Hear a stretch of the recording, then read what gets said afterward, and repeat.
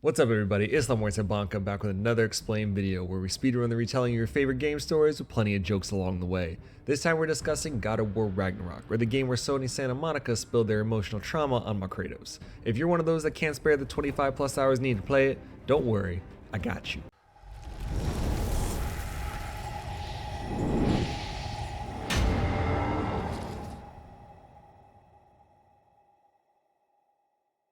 Let me apologize in advance for the terrible video quality. Somewhere along the way, all my gameplay got corrupted, and this is the best I could salvage without replaying the entire game, which I will not be doing. If that hasn't caused you to leave already, also know this is a direct continuation from God of War 2018. Be sure to check out my much higher quality explain video for that game if you need a quick refresher. 3 years after the events of the last game, Kratos is still sad about his dead wife, Atreus finally earned his name, and they're heading back after a recent hunt.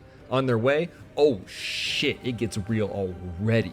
Freya is still pissed about the whole killing her son thing, and it's coming for that ass. I mean, Kratos did save her life, and Baldur was an asshole who both abandoned and tried to kill his mother multiple times, but you know, it's fine. Get off me, bitch! Yeah, no. Hell hath no fury like a woman scorned, and this scorned ass mama's ex-Valkyrie queen has been trying to kill Kratos for 3 years. Fuck off me, lady. I have no quarrel with you. They get away from Rampage Rhonda, then Atreus' wolf dies. It hasn't been a good day. As Atreus is telling it to go to sleep, blue lights fly out of it, and immediately Kratos' Zangief head ass is like, now we train. What? Dude, the kid's best friend just died. God damn, Kratos, give him a break. Rebellious teen Fohawk pushes back, saying Fimbulwinter, or the endless winter that it's currently experiencing, leads to Ragnarok and a massive war that will end the world. Dad, it's the prophecy. I'm Loki, and I'm supposed to be doing stuff, not training in the woods. Kid Loki sounds like Allen Iverson. We talking about practice. As Atreus is burying the best boy, Kratos rests and has a vision of his wife. Turns out the god of war, who is forged in the flames of battle and uses chaos blades, is also in a fire crotch. No surprise there. Faye imparts words of wisdom about responsibility and power, basically the OG Spider-Man movie speech, and ends with, time is running out, causing Kratos to wake up in a panic. The all-knowing talking head and belt ornament, Mimir, says Atreus is not returned. They head out to find him when Kratos gets mauled by this big-ass bear, and after wrestling Tekken's Kuma to the ground, hold up, Atreus is a shapeshifter? Kratos is losing it since he just beat the shit out of his kid, and after learning emotion controls the transformation, advises his son to train to control these new abilities. Fuck you, Dad. I don't need training. I need answers. Practice. As Atreus' arc of being a annoying little shit continues. They get back home and try to get some sleep until boom! Something starts breaking the house. Why is everything in the beginning of these games trying to destroy their house? And after he does, has the balls to be like, I brought drinks. Man, fuck you. Oh shit, it's Fat Thor? After silently dick measuring for what seems like forever, one-eyed Richard Schiff walks in. And if you didn't get that reference because your wife doesn't make you watch shows about autistic doctors, then call him malnourished Davos. Or you could just call him Odin because that's his name. Quick recap, Kratos killed his grandsons and Thor's sons in the last game, and Baldur, who was Odin's son and Thor's brother. In case you forgot, Freya was with Odin before he cursed her and took her Valkyrie wings. All that said, Odin wants peace. You no kill me, I no kill you, and baby Seth here gets to stop looking for Tyr. Cool? No. Thor sucker punches, hammers Kratos, and now they're beating the hell out of each other until Thor says Odin has plans for his boy. Doom! Kratos rocks Thor's shit like, keep my kid's name out your fucking mouth, causing Thor to fly away. Kratos rushes back home and finds Atreus, who says Odin invited him to Asgard. Then Kratos has one of those classic parent moments when after the relief of your child's safety has subsided, ready to beat his ass as he calls Atreus out for going behind his back to search for Tyr. But Dad, this Odin thing isn't over. Let me show you what I found. Kratos reluctantly follows his son to a shrine that reveals a prophecy about Ragnarok. Tyr is leading an army against Odin, which means he must be alive, right? Atreus also shows his father the marble he found. Says he's been to other shrines and that one of them showed Tyr imprisoned. They figure out Tyr is likely being held in the realm of dwarves and conveniently run into one of the dwarf homies soon after. Sindri takes them to his home in the realm between realms, and he and his blockhead Smurf brother Brock use Mimir to reopen the realm travel. They get to the dwarf realm, decapitate a bunch of Battletoads, and find a city official who's been secretly resisting Odin's occupation. He hands them a map to Tyr, requiring the two to take this tiny-ass dwarf train that got Kratos looking like one of those awkward-ass parents. They fight through the mine, beat the hell out of Odin's sting wannabes, and instead of simply opening the door, rip the whole thing down because Kratos has to be extra. Unfortunately, Tyr, the Norse god of war, is now a scared little bitch who runs away when Kratos shows him Mimir's decapitated head. Maybe not the best idea to lead with that. They catch up to tall Jesus, who continues to be scared punk until Kratos grabs this man like, get your shit together, we're leaving. They do, and on the way learn Tyr isn't just a bitch. He's a hippie pacifist who lost all will to fight. They get back to the dwarf house, Tyr gets some rest, and even though they just had a whole thing about trust, Atreus' dumbass is eavesdropping on Mimir and his pops talking about Freya. Then this idiot thinks, what if I recruited the lady who's been trying to kill us the last 3 years? So he and Sindri sneak out to go find her. They have another conversation with the giant dory whale talking snake thing.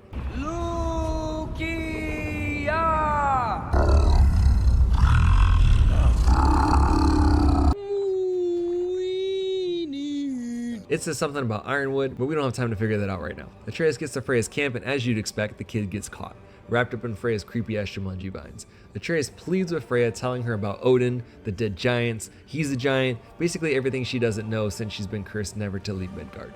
He also mentions they saved Tyr, makes one final plea for help, but just gets his ass tossed like, "Get off me, child's play!" When Atreus returns, Kratos says they're going to the Elf Realm to find another shrine that might give them more information. The Elf Realm is still plagued by constant war between the Light and the Dark Elves, and this time Kratos is forced to mutilate the Light side, who all seem to be working for the Sons of the Harpy. They get to the Light of Alfheim, Kratos is tempted to enter the Light again until Atreus is like, "Nah fam, I'm not going through that shit again, keep it moving." They find the shrine, open the secret portal to the Norse reading rainbow, and learn Groa, a mystic prophet, had a vision of Ragnarok. Odin heard about it, killed her because he's an asshole, and Ironwood pops up again as Tyr informs them it's a sanctuary for giants, but unfortunately it's more concept than place. Sorry, what? The prophecy foretells Ragnarok, the realms being united under a champion, Asgard getting destroyed, and Odin dying, most of which Groa never told Odin, so he's working under a false prophecy. Atreus assumes the champion is Tyr, but he's still a little bitch who wants nothing to do with the prophecy. Despite this, the kid's hyped for war since the prophecy depicts them winning, but Kratos isn't amused. He understands war's true cost. Tyr plants the idea that Loki might be the champion, and as you'd guess, his arrogance only gets worse. But Dad, the journey Mom put us on, the prophecy, what if Loki needs to go to Ironwood? You are Atreus! Fuck you, Dad! As the child retreats to his room to talk shit under his breath and threaten to run away to no one in particular.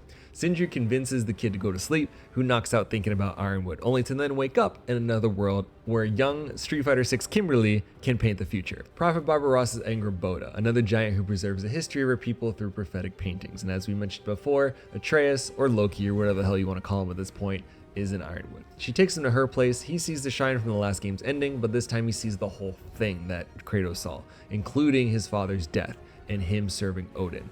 Kid loses his mind, spontaneously turning into a wolf, and thinks it's a good idea to try to beat up a rock. Angrboda calms him down, but then starts yelling at him about fate as they have this whole free will versus God plan argument. To get his mind off things, she offers to teach him giant stuff, but all they really do is chores, like feeding a yak version of number 4, collecting fruit, and pulling roots. This chick is basically the Matrix prophet, knows a bunch of stuff, but is ultimately useless because she doesn't actually tell us anything.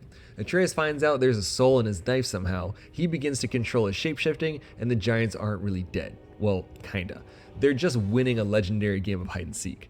They were tired of living in fear and decided to hide by putting their souls into the marble things Atreus has been finding. Basically, the marbles are Pokeballs for giant souls. Angrboda is the keeper of the marbles, but quickly says, "Tag, you're it. You're responsible for the preservation of our people now.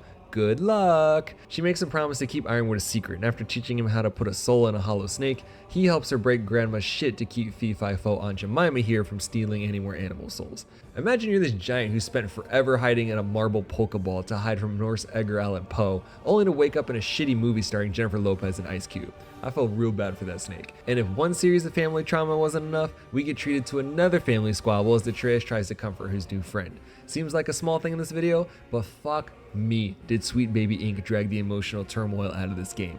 It's all good though. Apparently it's called character development, even though we barely know this character at all. Eventually Atreus transports himself home, has to fight for his life against White Walkers. After all, Fimbulwinter is here. Kratos swoops in pissed because his son's been gone for 2 days, and he's tired of the lies. "I'm just trying to keep your ungrateful ass alive. Why don't you appreciate shit?"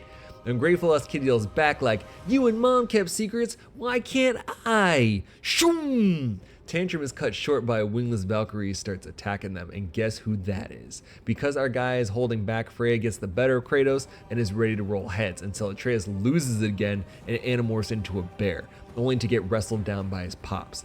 Conflicted with her own emotional turmoil, she decides to spare Kratos so he can help her break the curse that binds her to Midgard, he and everyone's favorite shit-talking Smurf. They head to Freya's homeworld, Norse Jumanji, and it turns out she can remain in the realm so long as she's shapeshift. After they traverse a jungle full of exploding ball sacks and phallic flowers that spew white stuff, they meet Freya's twin brother Freyr, because that's not confusing at all. He continues to lead this realm's resistance against Odin's occupation, you know, since his family married Freya to Odin for peace but instead got fucked by him as well. Continuing to free Freya, she and Kratos bond over how screwed up their histories are until they find the source of the curse. Surprise, motherfucker! That is also being guarded by a massive realm-traveling lizard guardian. After stabbing it in the face and catching it with the Quan Tree portable fatality, Freya is finally free from Odin's bind. And after everything they've been through, and after passing the talking stick and the circle sharing and all the kumbaya therapy bullshit, Freya's still on the fence about killing her guy. Really? Spoiler, Odin's the greater enemy, so they cool now. Yay, character development. Speaking of, Freya also has a jacked up relationship with her brother that needs tending to, so we get to another kumbaya moment when they get back to camp.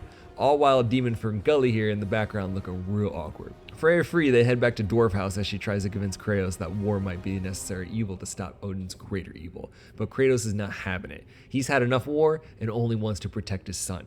Kratos rolls up on his son like, "This shit ain't over. Where have you been? It's my life. What do you care? You don't even trust me because you've been lying to me this entire game. Looks like it runs in the family."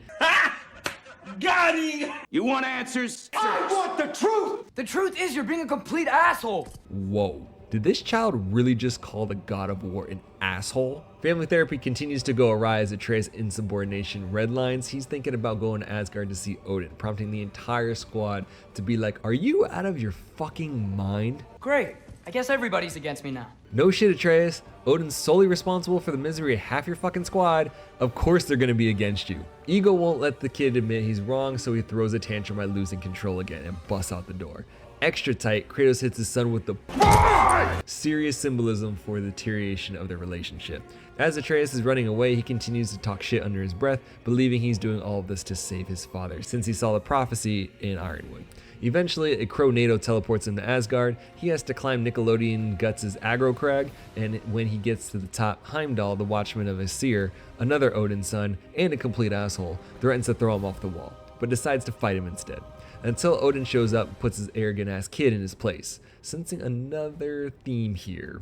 After a quick tour, Odin argues with his bird, gives Loki an upgraded Yondu stick, and explains that more than anything, he wants answers. For lifetimes, Odin has been researching a reality tear trying to figure out how to access it, as he believes it contains infinite knowledge, even the knowledge to change one's fate.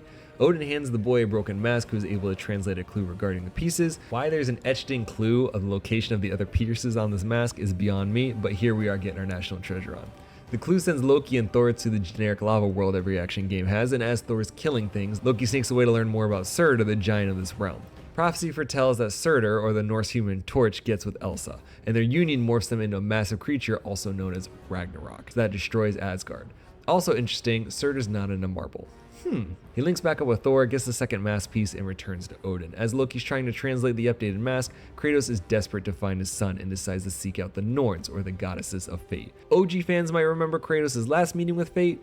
Didn't go so well, but we'll do it live! Fuck it! They ride a seaweed horse to Aquaman's secret lair, where the Norns, like most prophets, annoyingly fail to speak plainly. One just narrates everything, the other monologues everyone's dialogue real time, but at least the third is semi-coherent. She says fate isn't even real. Everyone's just so predictable, it's easy for the fates to call what happens. We all are the sum of our choices, and as a god killer, they know Kratos will kill Heimdall after learning he plans to kill Atreus. Well, I guess that seed's been planted. Rightfully annoyed, they leave but come across a noose Odin used to try to hang himself back in the day. Freya decides to hold on to it, just in case. Wink. As you'd guess, Kratos is ready to take Heimdall's head, but that is easier said than done, considering he's the god of foresight. To counter that, they take a ring of cloning and a spearhead to an all-powerful blacksmith merlady, who transforms it into a cooler version of the One Ring. Along the way, Freya, who's still hell-bent on war at this point, is trying to convince Kratos to be their champion, because Tyr's still a pacifist hippie bitch. But Kratos still is not having it. Missing his wife and now his child, and is understandably tired as fuck, Kratos tries to get some rest, only to wake up in another vision. Just after Atreus' birth, Faye is trying to convince Kratos to let go of his past and protect his future, his son. Kratos wakes up restless and starts punching a wall. If you ever need to lock in and focus your mind, punch a wall. But not actually, because that shit hurts. Back to Loki, he translates the updated mask, so Odin sends him and his granddaughter Thrud to Helheim. She's this chick who looks like a less terrifying Carrot Top. Heimdall's going too, but thankfully his asshole leaves immediately to do some other mission. As they fight through hordes of White Walkers, they bond over their teen issues as Thrud complains about wanting to be a Valkyrie, but her mom won't let her. Her family also has deep-seated trauma, because who doesn't in this game? More on that later. The mask leads them to a chained-up giant wolf. Loki's dumbass immediately goes, "He wants to be free!" and convinces Thrud to help him let loose Garm, a feral hellhound that creates tears between realms and eats entire metaphysical concepts.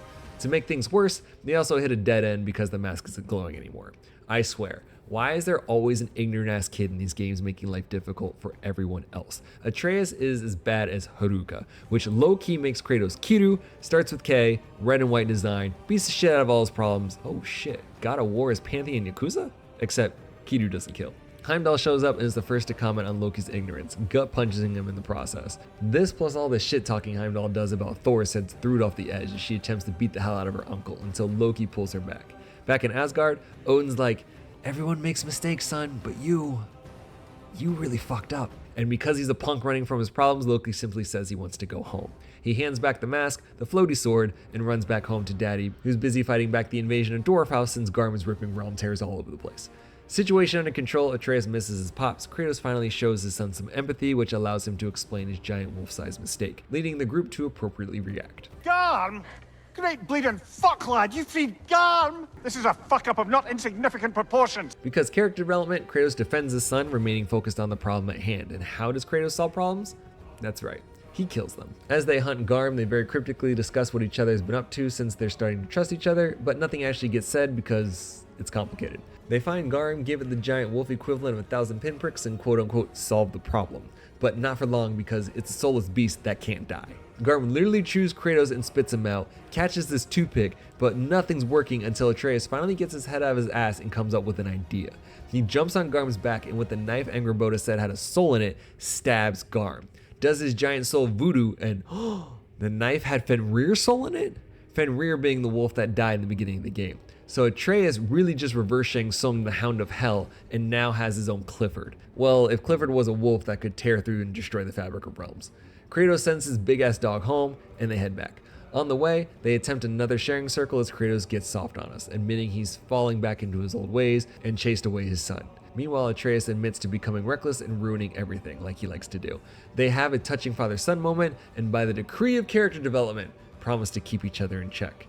Then we hear something I thought I'd never hear from the God of War. I am sorry. Back at Dwarf House, Atreus tells everyone about the mask and Odin's plan, but Freya doesn't care as much as she wants Heimdall's head and war with Odin. She regroups with her brother to prepare, and Kratos and Atreus head to their camp shortly after, but no one's there. No one except Sideburns here, who apparently was the boar Atreus shot in the last game. Awkward. Freya is trying to free her captured brother, but more importantly, they need Kratos and Atreus to wake up Celestial Wolves so it can be nighttime again.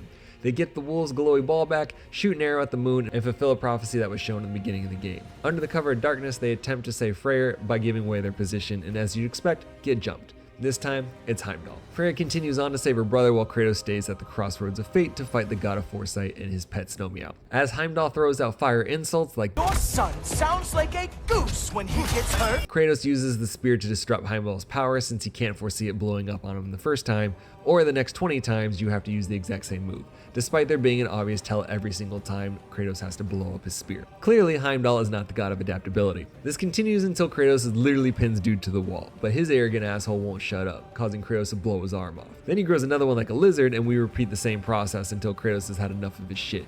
Beats him into the ground, and despite all of the therapy and self-reflection we've done this game, the god killer reverts back to his old ways and chokes this bitch out. When the dust settles, Kratos feels bad about it, but on the real, fuck this guy. Kratos takes the horn that has the power to signal the beginning of Ragnarok and open all the realm gates, a key piece for the inevitable Asgard invasion. Kratos then links up with the squad who's freed the injured Freyr, and like Marshawn Lynch, Kratos puts the team on his back and starts running. Look at this motherfucking beast. Get the fuck out of me, pussy. Oh, shit. Look at this shit. How the fuck do you get through all these motherfuckers? Look at this shit. Whoa, get the fuck off me, bitch. Pussy. Hey, you little get off me! Child's play? No, you can't take me down. You need more than that. Hey, little boy! Little boy! Damn! A Superman, though. Look at this shit, though. So much determination, though. They get away on Freyr's blue flying boat thing, but nah. Now wyverns are attacking? The group is getting completely swarmed. This boat has definitely not made to be durable or fast in any way. They are screwed. At least until fake Braveheart guy here, that we have zero attachment to, does the slow-mo reflective death walk and throws himself at both creatures, saving everyone. No, NPC the game wants me to care about but failed to because I didn't do the side content. No, a very sad moment I'm sure, but kinda don't care. As the group mourns the loss of this super important character, Freya brings her injured brother to the dwarf house who's now high off his ass because of medicinal herbs. I hope all that is legal. Kratos shows the group the horn. Freya is hyped they can now take the fight to Odin, but pacifist Tyr continues to puss out and warn about the dangers of war with the Aesir gods. Man, someone tell tall Jesus to shut the fuck up. Despite Kratos' reluctance, Atreus, who's finally found some competence, says their best move is to complete the mask. That's their only leverage over Odin. The rest of the group agrees, and Kratos trusts his son now, so lets him go. Shout out to character development. Sindri gives the homie a get out of jail free card. Atreus heads back to Asgard where they discover the real location of the third piece. Odin tells Loki to take Thor, and with the help of Thrud, finds him drunk off his ass. This is a trigger for Thrud as she and her father get into it about broken promises and broken families, yet another trauma dump. I'm sorry. Super important instance of story and character development we have to sit through before we get back to the action. Apparently, Thor has some daddy issues and uses alcohol to numb the emotional turmoil. Also, his brother just died, so I guess it makes sense. Weekday tabloid talk shows must salivate over this game like nothing else because every single family cannot seem to get their shit together. This spurs a massive bar brawl, ending with the kids having to carry Thor's drunk fat ass out before continuing the mission. They work their way to the mask piece as Loki tries to bond with a guy who wants nothing to do with him, but the persistent annoyance of his conversation actually starts to mellow Thor out. Or maybe he's just hungover, I don't know. They complete the mask and immediately Odin phases in hype for infinite knowledge, but Thor's wife also phases in pissed off about Heimdall's death. Everything was cool, but then she shows up and starts manipulating Thor's deep-seated trauma, directing it toward Loki. My son's death, Heimdall, turning my father against me, my alcoholism, my gluttony, why Captain America got promoted over me, this is all your fault! Then whoosh! Atreus uses Sindri's gift of GTFO right before getting his head smashed in. Mask in hand, the plan is to find Surtur, summon Ragnarok, blow the horn, and politely knock on Odin's door with the armies of the other realms. Of course, Tyr has an issue with this and instead suggests sneaking into Asgard and using the mask themselves to learn how they can win without war. Atreus agrees as Tyr steps up saying he can lead them there. Hold up, Brock's over here like, where the fuck was this knowledge the entire game? Rightfully, Brock doesn't trust this tall useless motherfucker and calls him out on everything he's been saying, swiping the mask out of his hand, trying to give it back to Atreus. His tiny ass steps up to Tyr one more time and shing! No fucking way. Tyr stabs Brock?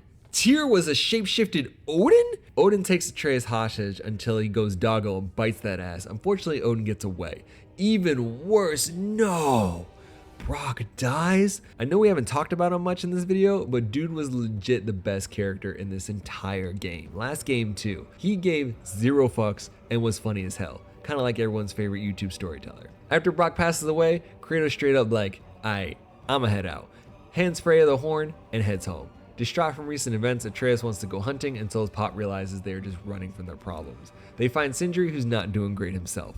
The homie is livid and feels massively betrayed since the dwarves did all they could to aid Kratos and Atreus, and all they got in return was Brock's death. After Sindri very plainly tells them to fuck off, they meet up with Freya, this time to unite the realms and bring Odin to justice. While the others try to convince the different realms to join the cause, Kratos and Atreus look for Surtur and begin Ragnarok. They find the Human Torch, who's apparently not immune to his own flames. Dude is extra toasty and immediately tells them to piss off and yeast the asses into another battle. Minions quelled, they pull up on Surtur again, who's refusing to help. He knows about the prophecy and is not willing to sacrifice the ice chick he loves so much. However, he does have her heart, and that cold combined with the fire-imbued chaos blades could be enough to create Ragnarok.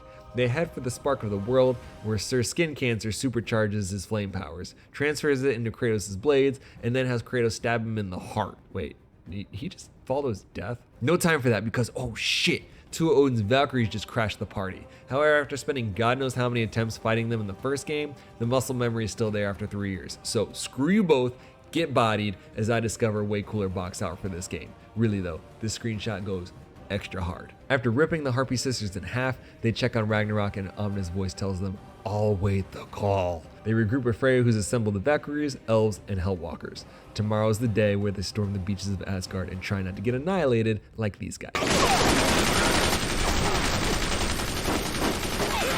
Once again, Freya asks Kratos to be her champion, who remains reluctant and retires to his tent without an answer. The severed head spends a night with his once Valkyrie lover. I'll let your imagination take the wheel on how that night's gonna go. Atreus is struggling to quiet his mind, seeks the comfort of his father, and when the two fall asleep, Kratos is thrown into another vision with Faye. This time, Faye knows her time is short and is preparing the protection stave that'll keep her family safe after her passing. Faye reminds Kratos about opening your heart to love and grief, the opposite of what Dude's been telling his son since the first game. This realization and his profound character development spurs Kratos to be the army's champion the following morning. They give the pre-war hype speech, blow the horn, all the realm gates open, and shit gets real. Dudes are getting slaughtered in the trenches, Thor's fighting the whale talking snake thing, Angrboda brought Hell Clifford, shit is crazy. Oh nah. Surtur went kaiju on us, and now Ragnarok here to destroy everything.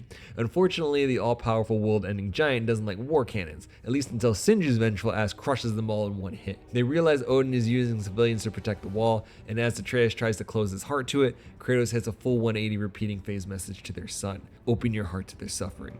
We will be better. To protect the innocent, Kratos calls an audible and diverts the focus to saving the civilians. While that's going on, the Norse Wonder Twins will try to slow down the strongest thing this universe has ever seen by themselves, and Kratos and his son will try to stop Odin by themselves. Good luck. Atreus convinces Thrud not to cut his head off, and with the help of her mother, further convinces her to stop Grandpa's tyranny.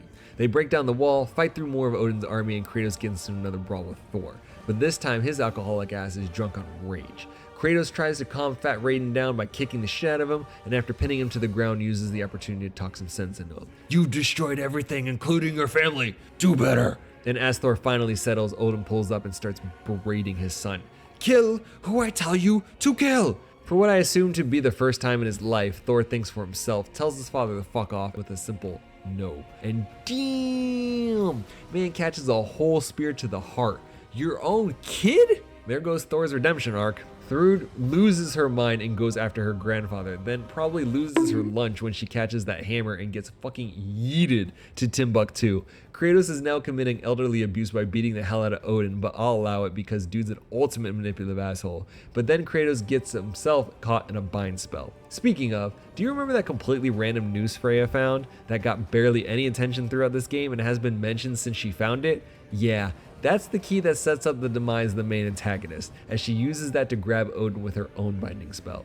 As she's talking to Odin, she emotes on him by showing off her wings. We learn Odin has a bird fetish when he says, "I forgot how good you look with wings."